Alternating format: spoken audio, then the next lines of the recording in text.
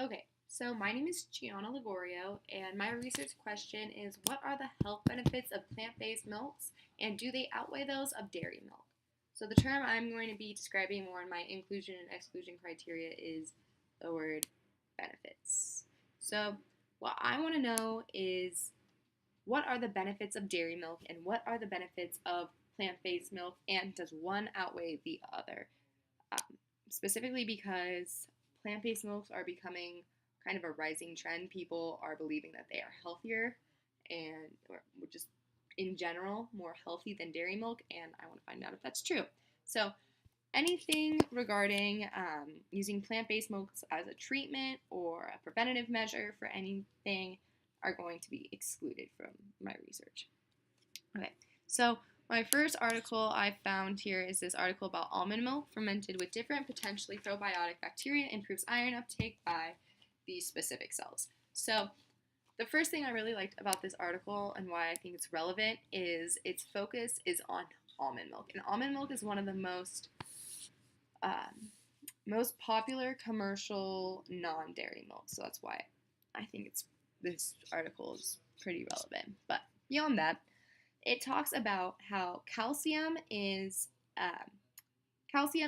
the absorption of iron in the body. So by drinking cow's milk, we are actually like taking away from the iron in our body. While calcium is a good thing, low iron levels are not. It can lead to anemia, fatigue, and all that. And this is saying that almond milk, in contrast, is reported to not negatively, or I guess it has just not been reported to negatively inhibit iron absorption at all.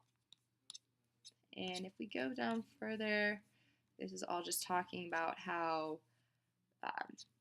almond milk is fermented with a specific type of bacteria, which uh, makes it able to maintain these elements such as iron. I hope I said that word right. Sorry. Okay. So if we go back down here, and this first quote here isn't as important as the second one, where it's talking about combining specific strains, and that's going to be an important thing that we see throughout a lot of, or not a lot, but a few more of the articles I've chosen, where it talks about how combining different strains of these plant-based milks you can actually create a more beneficial beverage than just cow's milk on its own. So yeah, that's it for the first article. I think it's pretty relevant to my research in answering my research question. So for my second article, I have this article that is basically talking about a study that these people did where they had adolescent girls follow 3 different diets. The first one, which is the one I'm kind of focusing on, is the plant-based foods. The second is protein-rich plant-based foods, and the third is milk, cheese, and yogurt. So a diet that's heavy in dairy.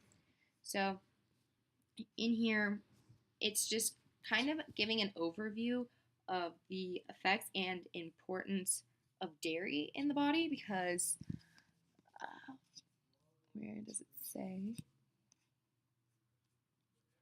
In scenario 1, we see, all right, so this is, we're not going to read through all of this, but, actually, it's right here. So, sorry, this is where the quote is that I was looking for. So it says protein intake was lowered by almost 10 grams in the first scenario where they cut out most dairy and just doubled up on plant-based foods. And actually, they by doing this, they failed to meet a lot of daily dietary needs. Whereas in scenario 3, they did not. And it just shows what may happen if we avoid dairy altogether. And while there are benefits of non-dairy milks, cutting out dairy altogether could actually be more harmful than not. And another thing I liked about this article are all these tables they give comparing like the protein, the fat, fiber that was gotten from each diet, basically. So yeah, it had a lot of good information. So my third article is the evaluation of psychochemical and glycemic properties of commercial plant-based milk substitutes. So something I really liked about this is that it is pointing out that um, avoiding dairy milk is a lifestyle choice, or can be. It's not just because of allergies. Um, so what it's saying here is consumers are purchasing PBMSs for their health and wellness benefits. Hence, health claims regarding vitamins, fiber, or cholesterol values are very common in this category. 69% of Americans trust that non-dairy milks are nutritious for kids. Nevertheless, some products have extremely low protein contents. So, this article is basically going over, um, going over the fact that we trust that plant-based milks, and we believe that plant-based milks are more nutritious for us, but in reality, are they really? If we're um, getting less calcium, we're getting less protein through this. And like the last article, this one had some good tables that very clearly compares like almond milk to uh, just plain milk. Another, besides almond milk, another very popular non-dairy based milk is soya milk, which I just found out through this research is pretty like a pretty popular drink because it's the only uh, non-dairy milk that really has a protein level that's comparable to like regular dairy milk. Because as you can see in this table, things such as coconut milk and cashew milk, well, yeah, cashew milk and almond milk are pretty low in protein, except for this first one, which must be a fortified almond milk. But yeah, this article is good. All right, my fourth article is this article, The Vegan Diary, because most vegans avoid dairy. And this is one article that focused more on that soya drink um, that was in the last article, the only one that's really has protein levels comparable to dairy milk. So where's that quote? Oh, okay. So this goes through different things talking about vegan yogurt, vegan ice cream, vegan margarine, but what it really has, the section that I really focus on is the soya drink, because it's a plant-based milk, which is what my research question is focused on. So um, in this quote, it says, compared with cow's milk, soya drinks, with the exception of sweetened varieties, contain very low amounts of sugar.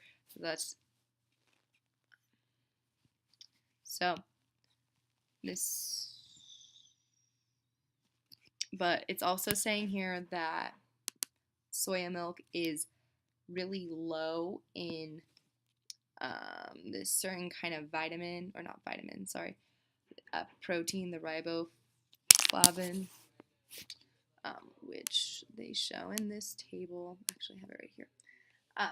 I really like these articles with tables. It makes it very clear to see the different health benefits just by seeing the levels that each serving of like a soya drink has compared to a cow's milk. Makes it very easy to compare. So as we can see here in the protein category, there's still it's mostly pretty comparable. So yeah, but if we're looking at the sugar, soy drinks very much lower. And there's also a quote, and I don't think it was in this article, but it might have been about how soya milks can be up to 3 times more expensive than uh, cow's milk. And so or cow's milk and other non-dairy milk. So even though it's the only plant-based milk that has a comparable amount of protein, it's still not as desirable because it's so expensive. All right, and let's see. My 5th is talking about, this is going to be more about the soya question. So this is an article concerning providing a dairy-free diet for children, because so many children do have a lactose intolerance, which they eventually outgrow. But beyond that, parents do believe that non-dairy milks are healthier for their children. So is that true? Let's see.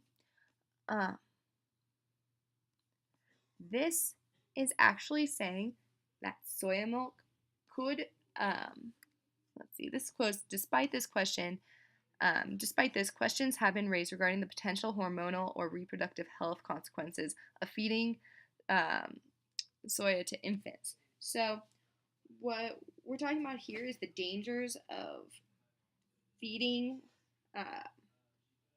infant children soya. If it is too much for their system, is it going to be beneficial at all? And what we eventually come up with in this is, I believe that it is not. I'm looking for the quote. Okay, so here. Authors concluded that there was no evidence for long-term adverse health outcomes among adults fed SBIL, which is the soya milk, as infants. So that's good to know as a benefit, or not necessarily benefit, but just knowing that it's not going to be harmful to children, to really young babies, infants. And here they're talking about the alternatives for toddlers and older children, which is probably more pertinent to my original question of the average pupil, an older child. It's closer to that than an infant. So, what's saying that a variety of plant-based milk alternatives are suitable for children in cooking and food preparation from weaning onward as the main milk source of 2 years. Okay, so beyond that, parents should be encouraged to select the higher calorie protein and micronutrient enriched options such as soya milk. See, plant-based milk alternatives is also consideration soybeans. It continues on here saying soya products are produced. From which soya products are produced are the only plant-based foods to contain all 8 essential amino acids and possess a protein. Okay. Basically, the focus of this should be that it contains all the essential amino acids we need. And the worry is still that it doesn't have enough protein. But all in all, this article is just saying that it is safe for children to be fed this soya milk instead of traditional dairy milk, and that it wouldn't inhibit their growth in any way to not have regular dairy milk. But it is hard to still get all the protein needed when you're avoiding traditional dairy milks. All right, so for my 6th article, all right, it's this. Oh no, we'll do this really quick. We can just reload the page. I think it'll load here in a second, but It's here you can see goat's milk, plant-based milk, and cow's milk. Right, here it goes. And this serum 25 hydroxy vitamin D levels in early childhood. So basically what happens to kids who are who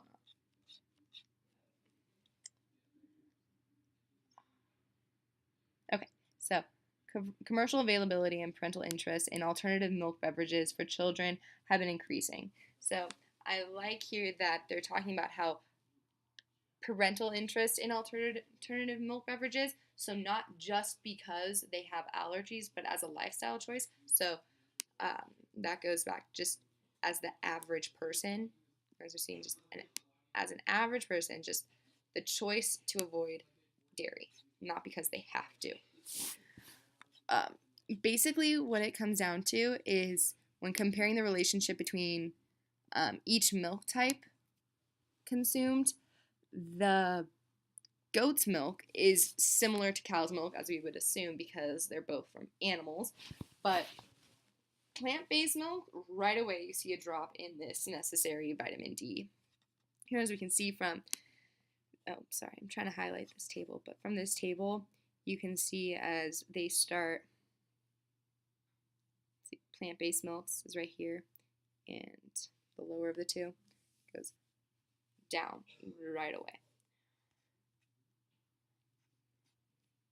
So this article, the quote I like in here is similar associations for goat's milk and cow's milk, whereas plant-based milk beverages consumption was associated with lower 25 hydroxy vitamin D than both cow's milk and goat's milk. So that shows a major downfall in non-dairy based milks.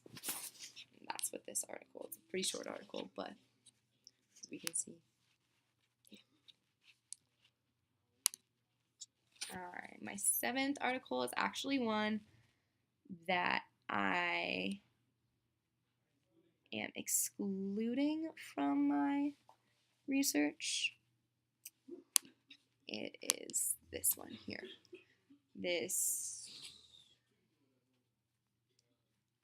Okay, so the reason it could have worked, this novel, blah, blah, blah, talking about the allergen residues present in almond, cashew, coconut, hazelnut, and soy based on dairy beverages. The reason it could have worked is because it talks about all the different dairy milks, or non-dairy milks. But it isn't really discussing it in comparison, or not in comparison, but as a health benefit. It's more just almost a warning, talking about how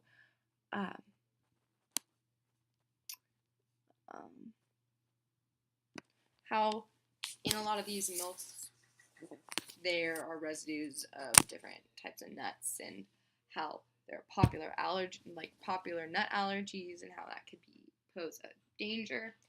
And as we can see here, it says, consequently, many commercially available allergen detection kits are less effective for allergens derived from non-dairy milk substitutes. To address this limitation, we developed a panel of polyclonal antibodies directed against the modified proteins, blah, blah, blah, blah, blah. So basically, they're just talking about the allergens in these different milks, and not how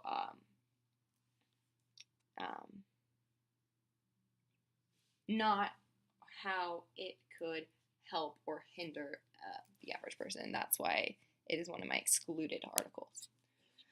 All right, so on to my 8th article. It's one concerning children and how non-cow milk beverage consumption in childhood height. So down here is my quote that I found. It says, to our knowledge, the association between higher consumption of non-cow milk and lower childhood height has not been reported. However, the association between higher consumptions of cow milk and increased height has been described previously. So basically what I got from this article is that people or children who consumed higher amounts of non-cow milk, we didn't really see a change in what we expected their height to be. It was no lower nor no higher than what we expected their height to be. But for those kids who did drink higher amounts of traditional dairy milk, we saw an increase in their height. So they were actually above average height. So, so ultimately, what it's saying is non-dairy milk didn't hinder or help, but dairy milk clearly helped like the growth of children. Just another example of a pro versus con. Dairy milk versus non-dairy milk. All right, on to my 9th article. All right, so this is a section I'm going to want to come back to, but first I'll show this article is titled Milk Nutritional Composition and Its Role in Human Health. And just what I liked about this and the question it brought up here is it brought up the point that humans are, okay, it is important to remember that humans are the only only adult mammals who keep drinking milk after weaning, which raises some questions concerning the need of this habit. So what it's saying is other mammals don't continue drinking milk, especially milk from other animals, after after infancy. So what it's saying here is, do we even really need milk? Is milk a necessary part of our diet? And this is pertinent to my research question, because if it's not necessary, then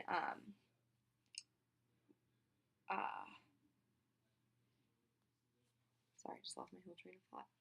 But basically, it's asking the question, is dairy necessary to our diet? And it goes on to talk about the different effects it has on weight gain, obesity, diet, and that's all stuff that's not as important to my research question.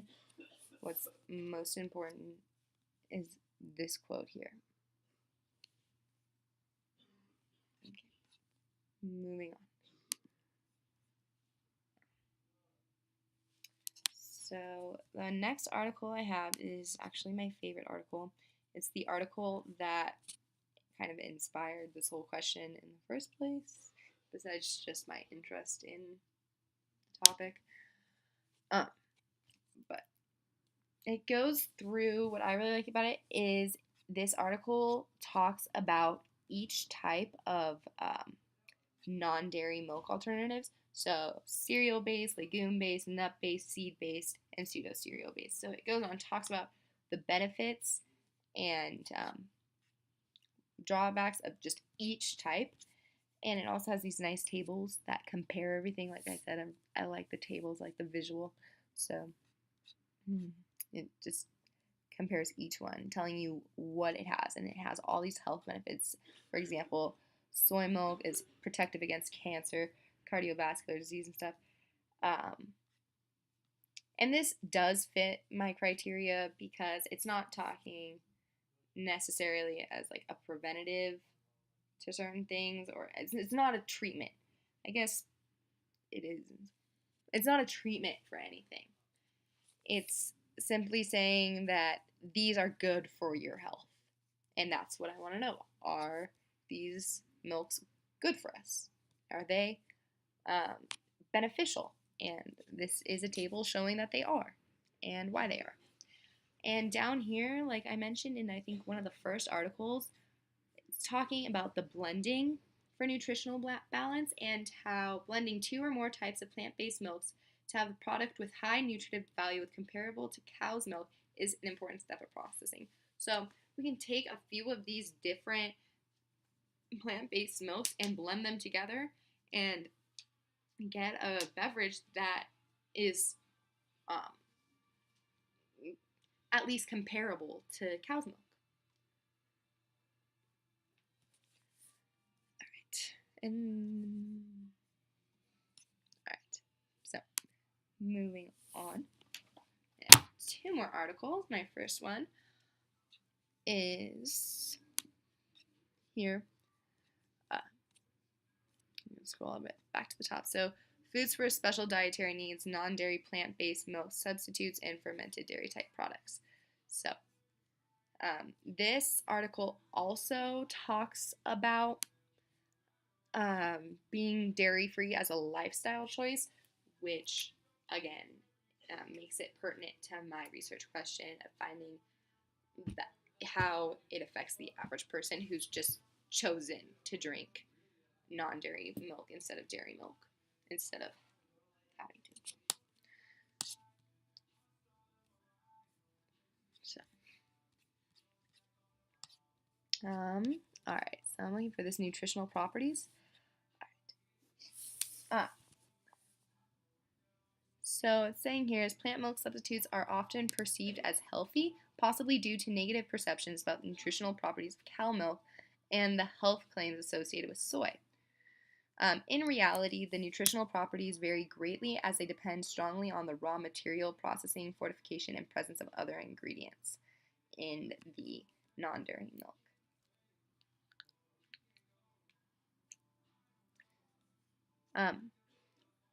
Also, again, another table, which I think is always helpful, showing again how cow's milk is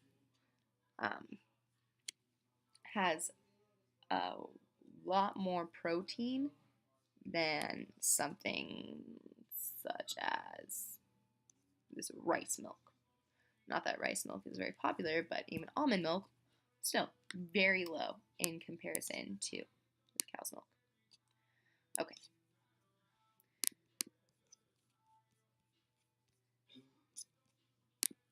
All right, last article. Oops, nope, this is the wrong one. We need to go back. Nope, so long, sorry.